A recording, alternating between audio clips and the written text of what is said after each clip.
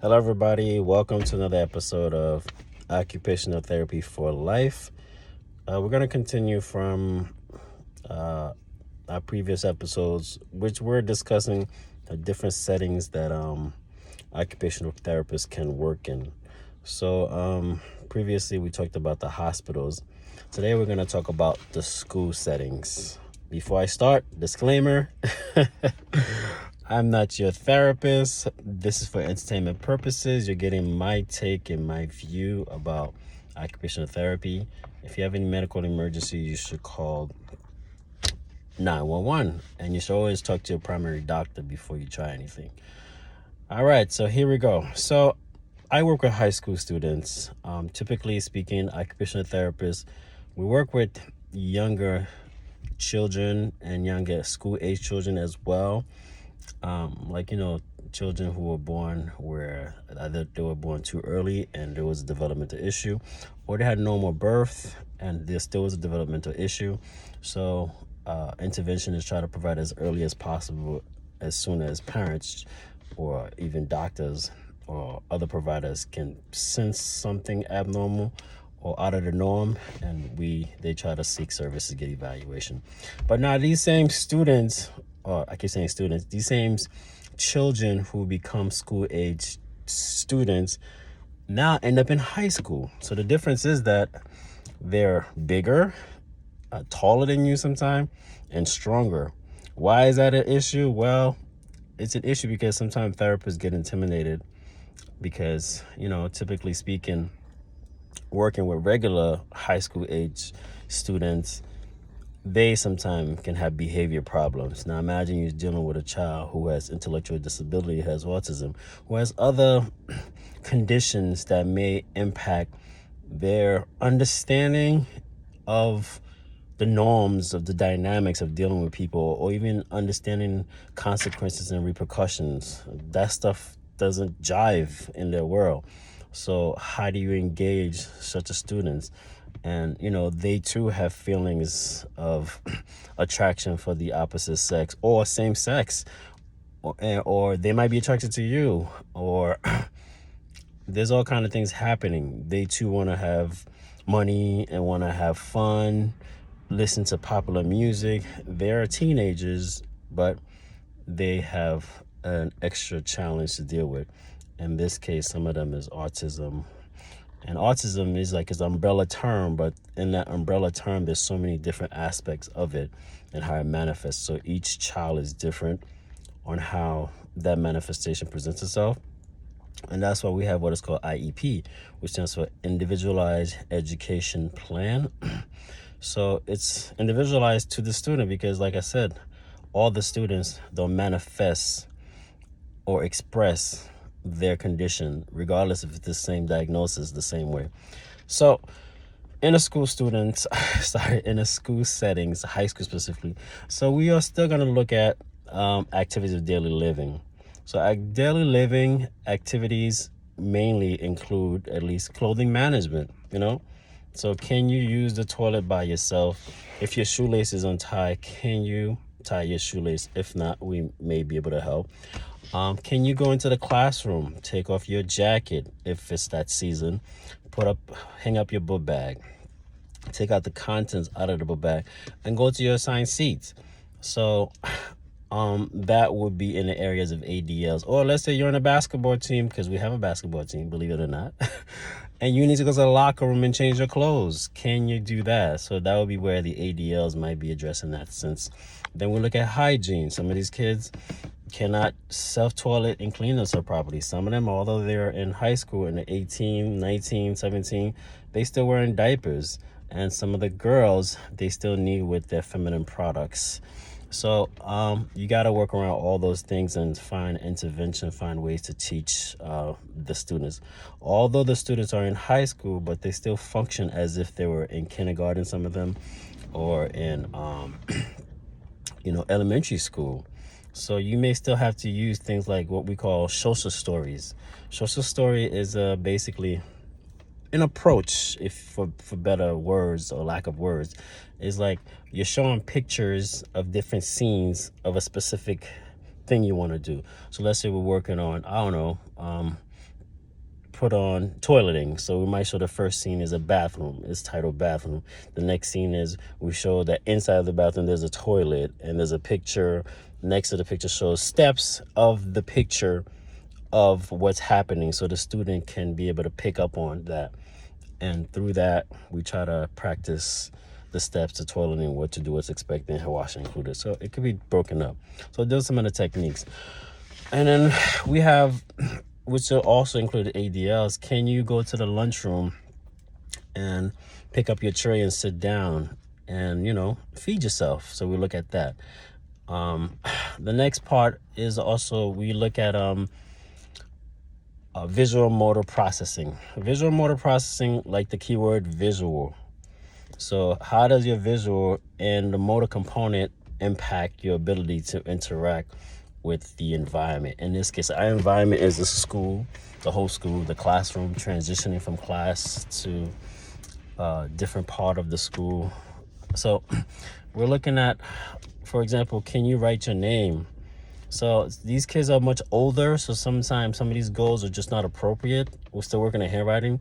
Usually handwriting kind of wrap it up around 3rd grade and things like that. You should be able to develop your fundamental skills for typically developing students. But usually in our time, the students doesn't have as much opportunity as I did when I was younger. There was a lot of writing and it was exhausting. I used to hate it. And especially for me, where I'm from, we had to write script. That's how we started. Up here, usually we start with capital letters. And then when we talk about capital letters, we're looking at, for example, we start with what we call pre-writing skills. So we start with vertical lines, horizontal line, then we work on curves. So these are some of the techniques or some of the steps that we take towards writing. There's more involved, but those are some of the things that will fall under visual processing. Then we look at is your handwriting legible? So, like I said, if those skills are not developed, so legibility may have to deal with, okay, can you write your name and can I read it? There are doctors out here, all these degrees, and especially in a nursing home, they write something, a script. A script is, if you don't know, basically the doctor write on a piece of paper saying this has to be done, or they recommend this medication, whatever. So we're like all trying to group, like, what do you think this is? And we're like trying to figure it out. So that's not legible. because if you can't communicate what you're trying to say and it's being received, then your message was not received. So although the kids may write big, large, but if you could read their name, we'll focus on that. Can you write your first and last name? And can you write your home address? Because those are important things that you need to be able to do. Then we'll look at, can you copy things that are on the board? Sometimes the kids are skipping lines as they read, or by the time they look up, they forget. So like we got to look at all these factors. So that would be like visual motor processing skills that we look at. Then we look at the ability to classroom management. Can you manage the classroom tools? What are classroom tools, you ask? Well, that's pencils, rulers, that's sharpeners, that's scissors, tape. Those are the things that you need to perform certain tabletop activities. If you're doing craft, those are the things that you would need to be able to manipulate effectively to get the desired outcome. Some of the students are using scissors, but they're not looking, so that's a safety concern. Or they're cutting, but they're not cutting on the line, so it affects the quality of what they produce. So we look at all these things because it also ties to self-esteem too as well. So we'll look at how they hold a pencil. Again, what we're talking about is their writing legible. So you might find somebody that holds a pencil like this. There are doctors, I keep going to doctors. There are certain professionals, they hold the pen in weird ways, but their writing is legible. So sometimes it's not always about how you hold the pencil, but it's also about the end product. Is it legible? But here's where your pencil grip is important, because sometimes these students are putting too much pressure and it's a weird way they're holding the pencil, so that becomes painful, and because of that painful, it lacks the ability to write long, or it just decreases their motivation to even engage in that. So that's why we try to reinforce proper tripod techniques or dynamic graphs to help them write effectively.